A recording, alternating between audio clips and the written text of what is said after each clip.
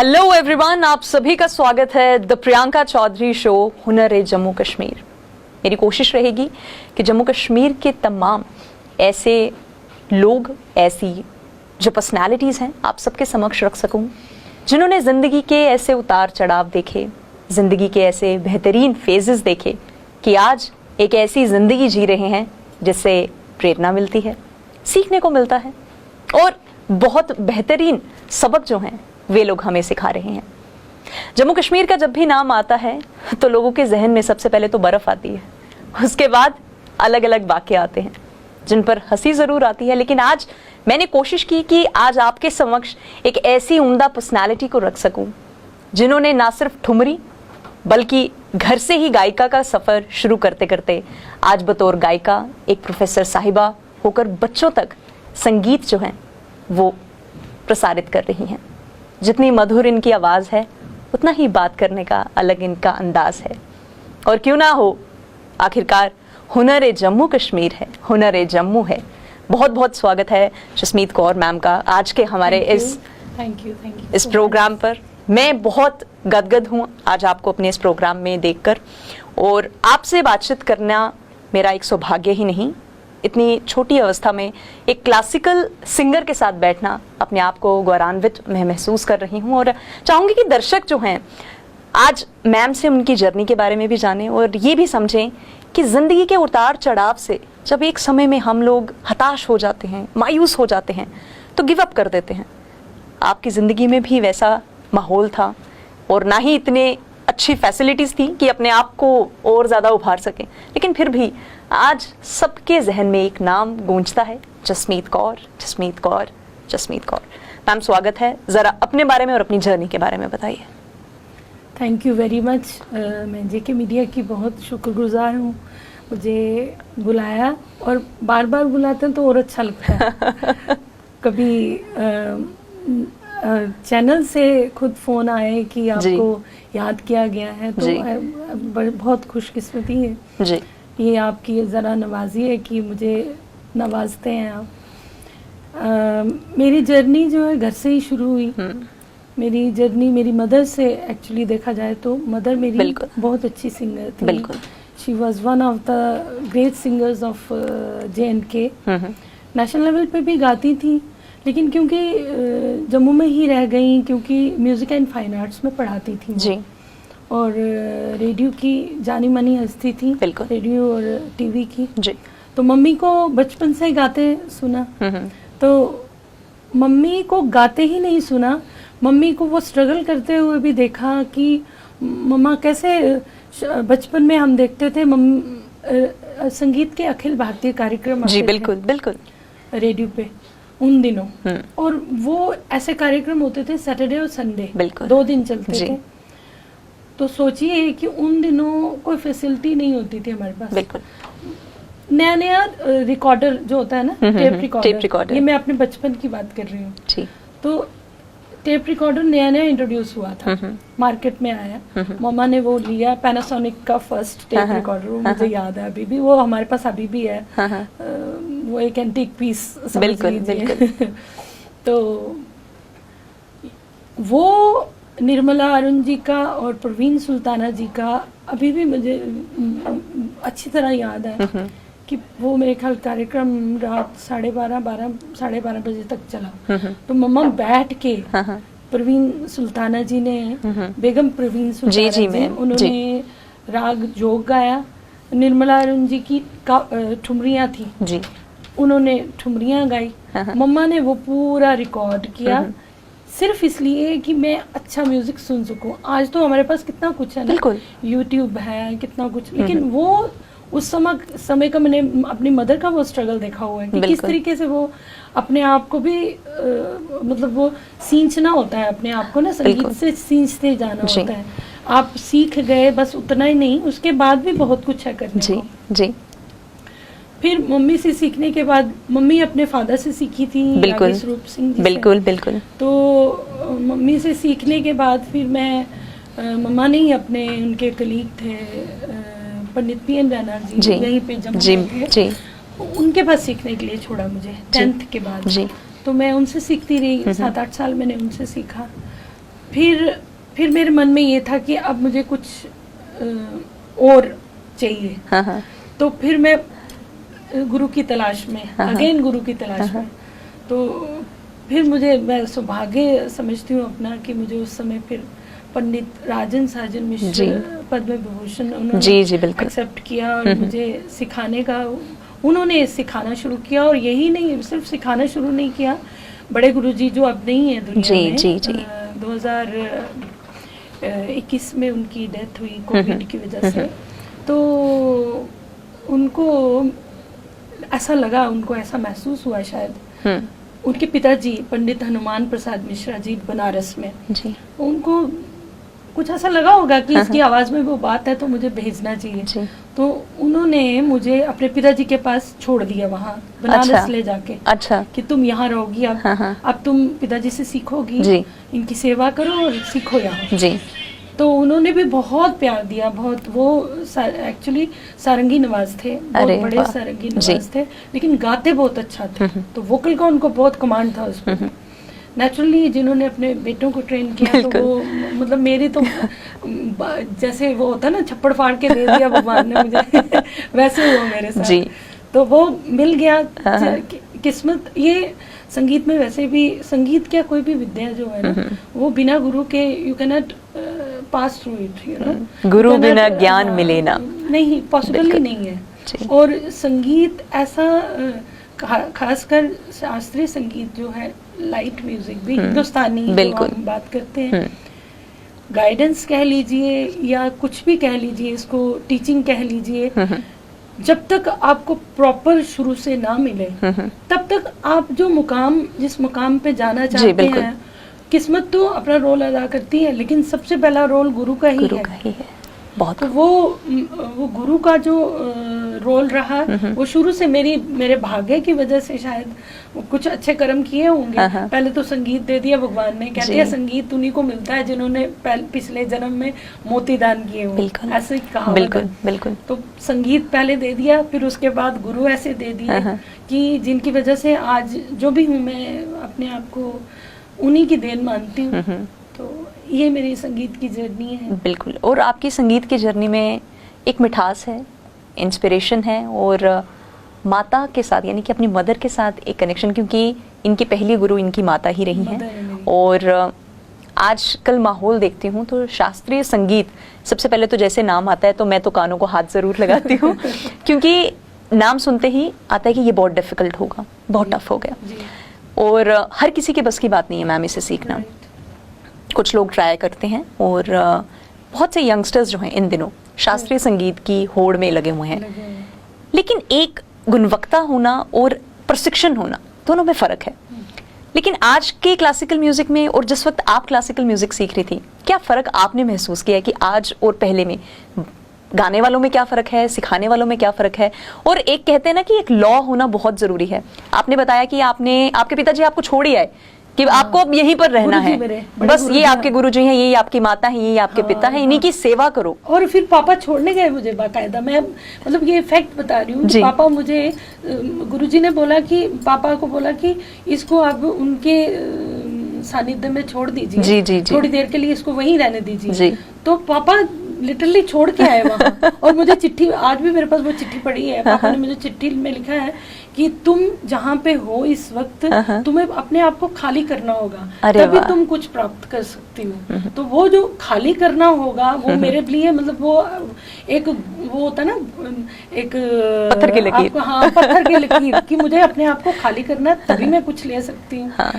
आज की जनरेशन की आप बात करते हैं ना, तो ये खाली करने की बात करती हूँ। आज की जनरेशन अपने आप को खाली करने पे तैयार नहीं है। खाली करने का मतलब ये नहीं होता कि आप भूल जाइए, ऐसा नहीं है। खाली करने का मतलब है कि थोड़ी देर के लिए आप जिसके पास सीखने गए हैं वहां पे पूरे समर्पण के साथ सीखिए। मतलब समर्पण किस चीज का? अपने ध्यान का समर्पण।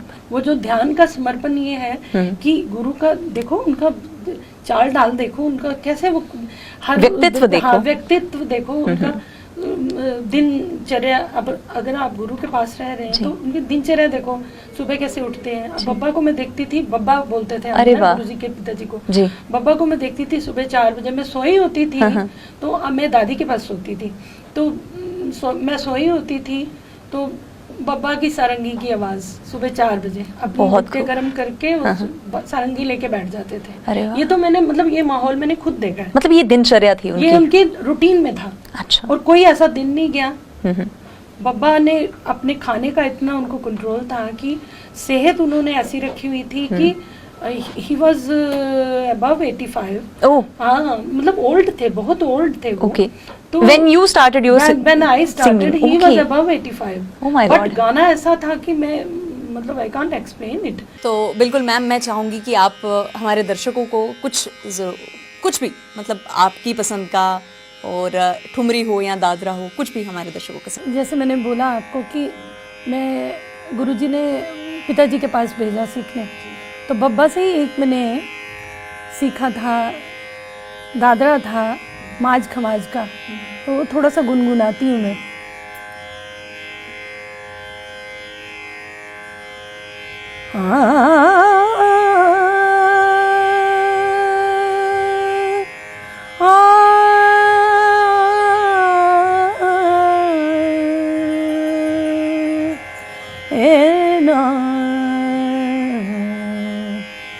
जाग परी मैं तो पिया,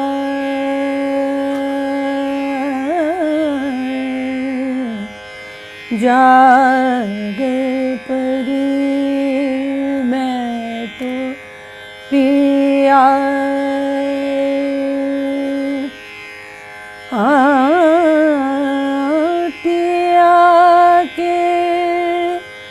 पिया के जगाए,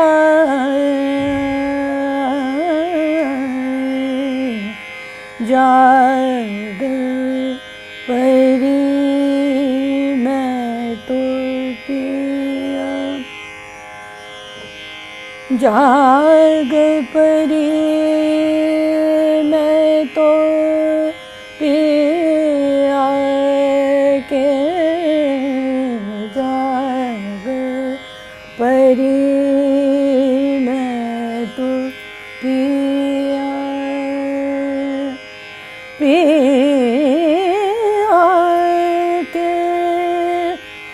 पिया के जगाए,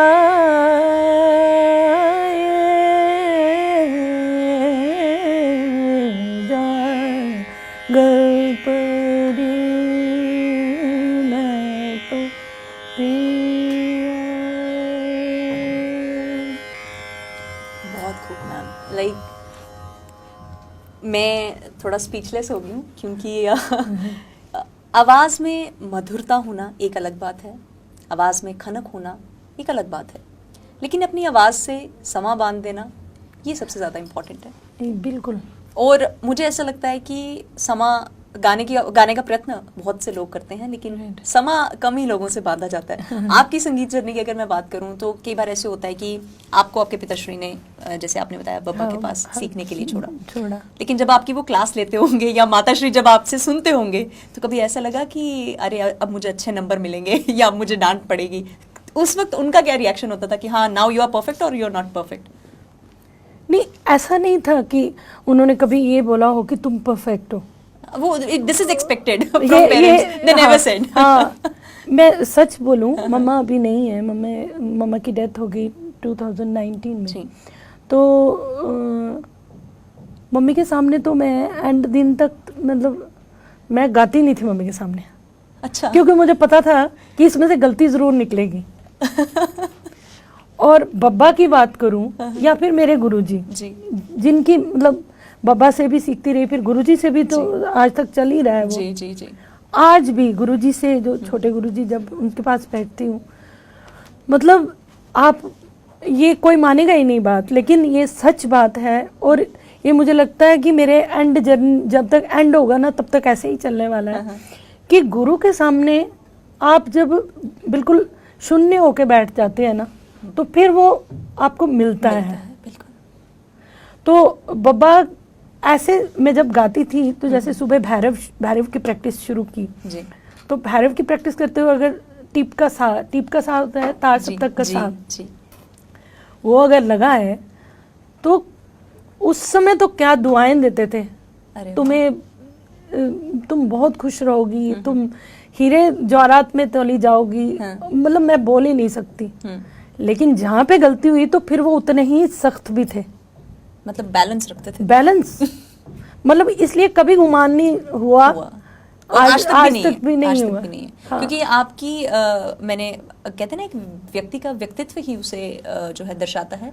मैम के साथ बैठ के इतनी सादगी की वो पॉजिटिव वाइब्स आ रही हैं कि समक्ष इनके बैठ के मैं इतना जरूर कह सकती हूँ कि हाँ आज का दिन मेरा बहुत सुहाना है, क्योंकि आप सादगी से जितनी भरी हुई हैं, वाणी आपकी उतनी ही मधुर है, उतनी ही सादगी है, और इतना ही ज़रूरी है क्योंकि जो लोग आर्टिस्ट होते हैं, मैंने देखा है जिन लोगों में आर्टिस्ट करियर को जो परस्यू कर रहे हैं वे लोग हमेशा से सादगी से भरे होते हैं। हाँ। और मैम कभी आपके घर में ऐसा माहौल तो नहीं होता, क्योंकि मुझे ना कुछ डाउट्स हैं कि जो लोग संगीत प्रेमी होते हैं, स्पेशली शास्त्रीय संगीत जो लोग सीखते हैं, वो अपने घर में भी इस तरीके से ही बात करते होंगे, जाओ पानी लाओ साथ में चाय भी लाओ। मैं कितनी मजेदार बात है और कितना मतलब ये कोइंसिडेंट है। कल क्या हुआ है, मैं टीचर, तो मैं क्लास में थी तो मैं उनको विलंबित समझा रही थी बच्चों को ना, पीजी के पोस्ट ग्रेजुएट के बच्चों को। तो आई वाज टेलिंग देम कि कैसे गाना चाहिए। तो मैंने उनको बोला देखो मैं तुम्हें कह रही हूँ मैं गाना गाती हूँ तो कैसे होगा, मैं गाना गाती हूँ, तो उसमें एक वो लय है, उसको एक के साथ दूसरे को जोड़ना है। तो वो मतलब ऑब्वियस है, मतलब ये एक्सपेक्टेड है। Like it happens every day with you? No, it doesn't happen every day, but ये ऑन एंड ऑफ कभी ना कभी तो होता ही है कि जैसे कभी कोई सुने ना तो उसको आप डांटना भी नहीं चाहते हो, लेकिन उसको बात मनवाना भी चाहते हो, तो फिर ये सब टेंट्रम्स होते हैं। अच्छा, मतलब मैं इतना समझ सकती हूँ कि जब घर पे आपके मैं जिक्र करूँ जैसा माहौल है, क्योंकि आप शास्त्रीय संगीत से प्रेमी हैं, आपके नाना श्री जो थे रागी, और माताश्री से भी बहुत कुछ सीखा, पिताश्री से भी, और अपने घर पे अब क्या ये तालीम आप चाहते हैं कि आपके बच्चों में भी हो, क्योंकि हमेशा हम बेटे को दे रहे हैं, हम उसको तबले का भी सिखा रहे हैं, क्योंकि मेरे हस्बैंड भी थोड़ा बहुत वो पंडित सदानंद नेमपल्ली जी के स्टूडेंट हैं, और वो उसको तबले का भी दे रहे हैं, गाने का भी जो बंदिश है मुझे याद है, तो मुझे लगता है मेरे बेटे को भी आधी से ज़्यादा याद है कि वो भी कोशिश करता है। तो अभी तो बहुत छोटा है वो, 10 इयर्स का है, तो धीरे धीरे अगर वो करेगा तो हाँ, ये तो मुझे मतलब आपने अपने पति परमेश्वर जी का भी जिक्र किया है कि वो भी मतलब संगीत से थोड़ा ताल्लुक रखते हैं, तो मैं इतना इमेजिन कर सकती हूँ आपकी बातचीत होगी, आज चाय तुम बनाना कल मैं बनाऊंगी, राइट ऐसा माहौल तो इनके घर में अक्सर देखने को मिलता होगा। तो कभी ऐसा हुआ कि आप, कई बार ऐसा होता है कि मैं अपनी बात करूं, अगर मैं सुबह छत पे जाऊं 4 बजे रियाज करने के लिए, तो मोहल्ले वाले खड़े हो जाते हैं कि आप समझ सकती हैं कि वो क्या कि इनकी लड़की को कुछ हो गया। तो जब आप प्रैक्टिस करते थे, क्या कभी ऐसा कुछ आपके साथ वाकया हुआ? नहीं, हर तरह का, देखिए ऑडियंस तो हर तरह की रहती है। ऑडियंस से मतलब मेरा सिर्फ स्टेज पे जाके ऑडियंस फेस करना नहीं है, ऑडियंस से मतलब वो लोग भी हैं जो आपके डे टू डे आपके साथ कनेक्टेड है। उसमें आपके घर में आने वाला मेहमान भी है जो आपका रियाज सुनता है, तो वो क्या एक्सप्रेशन देता है वो भी बड़ा मैटर करता है। और समटाइम्स वो इतना ऑकवर्ड एक्सप्रेशन होता है कि यू डोंट एक्सपेक्ट इट कि ये वर्ड यूज करेंगे, ओ माय गॉड ये कह रहे हैं, खरज के अभ्यास के लिए कुछ, मतलब मैं I don't want to use those words, you know. तो क्योंकि क्योंकि मैं म्यूजिक करती हूँ, मेरी मदर म्यूजिशियन थी, मेरे father he is very good poet, तो मतलब ये लोग आर्ट से जुड़े हुए हैं, तो इट डजंट मीन कि सारे लोग आर्ट से ही जुड़े हुए हैं, बिल्कुल। ऐसा कुछ जरूरी नहीं है। कुछ लोग ऐसा सोचते हैं ना कि मतलब ये दूसरों से भी वैसा ही एक्सपेक्ट करते हैं। हाँ, घर में आने वाला हर तरह का मेहमान है, बिल्कुल, तो वो तो हो सकता है बिल्कुल ही ड्राई हो, हाँ बिल्कुल ही ड्राई हो, जिसको पता ही नहीं है सा क्या होता है, सा का रियाज क्या होता है, ये सब तो पता ही नहीं है, तो वो कहेगा कोई पता नहीं बाहर कोई पशु कुछ कर रहा था। ये भी सुना है मैंने, ये भी सुना है मैंने, मतलब दिस इज माय एक्सपीरियंस कि अच्छा कुछ सुबह सुबह कुछ आवाज आ रही थी, तो मतलब ये बड़ा ऑकवर्ड था, दैट वाज उस समय बड़ा बुरा लगा। अब हंसी आती है कि देखिए लोगों की कैसी सोच भी हो सकती है, या वो जानबूझ के था या वो जैसे भी था, बट इट वाज देयर, और वो मुझे सुनाया गया कि देखो तुम ऐसी आवाज निकालती हो। तो कभी ऐसा हुआ कि आप जैसे रिश्तेदारों के तो जाना ही होता है, हाँ, घर पे भी कोई ना कोई आ रहा है, तो आप जब भी जाते होंगे आपको पहले नमस्ते या मिलने के बाद बोलते होंगे चलो आज कोई राग ही सुना दो, कभी ऐसा हुआ कि नहीं आज हम तुमसे नहीं, मैं एक बात बता दूं ना, मेरी जो मम्मी के तरफ जो मायके वाले थे वो सारे ही म्यूजिशियन थे, हाँ, क्योंकि हमारे मतलब उस तरफ से तो पूरा म्यूजिक का ही माहौल है।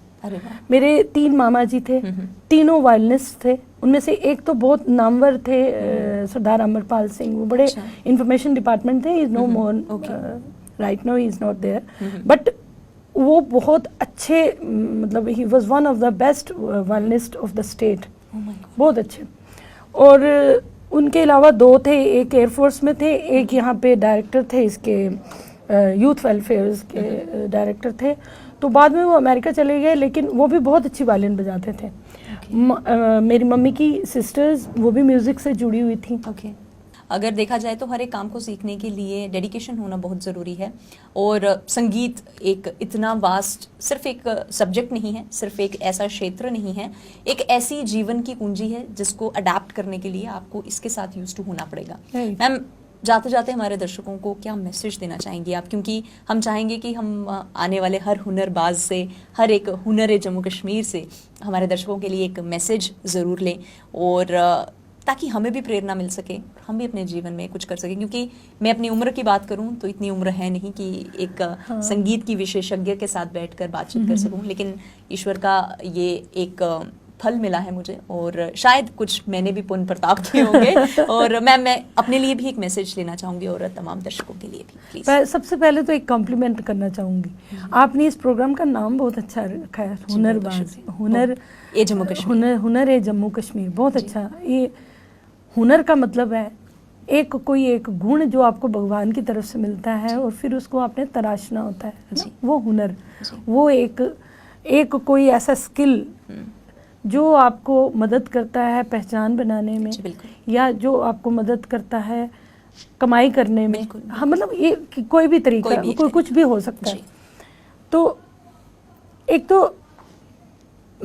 मैं अगर अपनी तरफ से मैसेज देना चाहूँ तो हुनर आपके पास सिर्फ संगीत का नहीं, हुनर आपके पास कोई भी हो सकता है, वो कोई भी हो सकता है। वो ऐसा भी हो सकता है कि आपके पास हुनर सिर्फ ईंटें लगाने का हुनर हो, तभी तो ताजमहल बना। हाँ, तभी ताजमहल बना है ना। तो वो देखिए, वो भी सुनने में आया, अब ये कहाँ तक सच है ये तो मैं नहीं जानती, कि जिसने ताजमहल बनाया उसके हाथ काट दिए गए, है ना। अब ये फैक्ट है कि नहीं, अब नई रिसर्च निकल के आ रही है, तो कुछ बिल्कुल तथ्य और देखिए प्रत्यक्ष रूप से सामने आते हैं। तो मुझे मेरे फादर की एक बात कभी नहीं भूलती, वो हमेशा क्या कहते थे हमें बचपन से, हमें कैसे मोटिवेट करते थे। वो कहते थे फुल्का बनाते हैं ना, फुल्का, वो फुल्का वैसे ही बनना चाहिए जैसा मतलब बनना चाहिए। उसके लिए तुम्हें ये पता होना चाहिए कितना आटा लेना है, उस कितना पेड़ा बनेगा, और वो बेलेगा कैसे, गोलाई कैसे आएगी, और वो कैसे गूंथा होगा वहां तक, इतनी बारीकी में जब आप जाओगे किसी भी चीज की, जी बिल्कुल, तो ये वही आटा गूंदना और फुल्का बनाना ही है। गाना और खाना जी। कोई आसान काम तो नहीं है, खाना करना भी आसान नहीं है। बिल्कुल नहीं। कहाँ किसान बोता है, क्या मेहनत करता है, उसके बाद थाली आटे में के रूप में या चावल के रूप में हमारी थाली में आता है, या दाल के रूप में हमारी जी, बिल्कुल बिल्कुल। तो कहने का मतलब ये है कि आप कुछ भी करें, कुछ भी करें जिंदगी में जी, उसको इतने प्रेम से, उसको इतनी डेडिकेशन से करें, उसको इतने कहते हैं ना एकाग्रता से, उसको इतनी समर्पण से करें कि वो आप उसकी पहचान और वो आपका सिनोनिम, आप दोनों एक दूसरे के सिनोनिम होने चाहिए। फिर आप वो आए, उसका मतलब वो नाम जिस्म और आप जान होने चाहिए। तो मतलब कुछ भी छोटा नहीं है, कुछ भी बड़ा नहीं है, सारे इस दुनिया में आए हैं तो हुनर लेके आए हुए हैं, उसको तराशिए और एंजॉय कीजिए लाइफ, बस। बिल्कुल। मैं चाहूंगी मैम, जैसे मेरे इस प्रोग्राम का नाम है द प्रियंका चौधरी शो हुनर जम्मू कश्मीर, इसको अगर आप एक लय में, जैसे हम अभी थोड़ी देर पहले प्रैक्टिस कर रहे थे, मैं चाहूंगी आप इस वे से जरूर दर्शकों के समक्ष रखें ताकि ये एक अलग रूपांतर रूप से प्रकट हो सके, प्लीज। अच्छा, ओके, ये बहुत बड़ा चैलेंज दे दिया मुझे। मुझे सोचना पड़ेगा थोड़ा सा, मुझे वक्त। जी जी बिल्कुल, टेक योर टाइम। अब ये पेपी होना चाहिए कि क्लासिकल में ही होना चाहिए? क्लासिकल में होना चाहिए। ओके, ठीक है। रे सा रे गा रे गा मा रे गा प्रियंका चोपड़ा चौधरी। प्रियंका चौधरी। प्रियंका चौधरी हुनर एक जम्मू कश्मीर, प्रियंका चौधरी हुनर जम्मू कश्मीर, प्रियंका चौधरी हुनर जम्मू कश्मीर, प्रियंका चौधरी हुनर जम्मू कश्मीर, हुनर जम्मू कश्मीर। चलिए, बहती गंगा में मैंने भी हाथ धो लिए और आज संगीत के इस सफर में मैंने बहुत कुछ सीखा है। मैं चाहूंगी दर्शक जो इस वक्त हमें देख रहे हैं, उन्होंने मैम से क्या सीखा और किस तरीके की और पर्सनालिटीज को वो मेरे इस कार्यक्रम में सुनना चाहते हैं, जरूर कमेंट सेक्शन में शेयर करें। और आज का प्रोग्राम आपको कैसा लगा वो भी आप जरूर बताएं, क्योंकि ओपिनियंस और क्रिटिसिज्म के बेसिस पे ही हर एक चीज टिकी है। हेल्दी क्रिटिसिज्म दीजिए ताकि मैं इस प्रोग्राम को और ज्यादा तराश कर आपके समक्ष रख सकूं। अभी के लिए मुझे इजाजत दीजिए और thank you so much ma'am इस सेशन में हमारे साथ आने के लिए, हमें ये सौभाग्य प्राप्त करवाने के लिए। और दर्शकों का भी मैं इस्तकबाल करना चाहूंगी, धन्यवाद करना चाहूंगी और दोबारा से अगले हफ्ते फिर मुलाकात करेंगे किसी और दिग्गज पर्सनालिटी के साथ। तब तक के लिए आप बने रहिए द प्रियंका चौधरी शो हुनर जम्मू कश्मीर।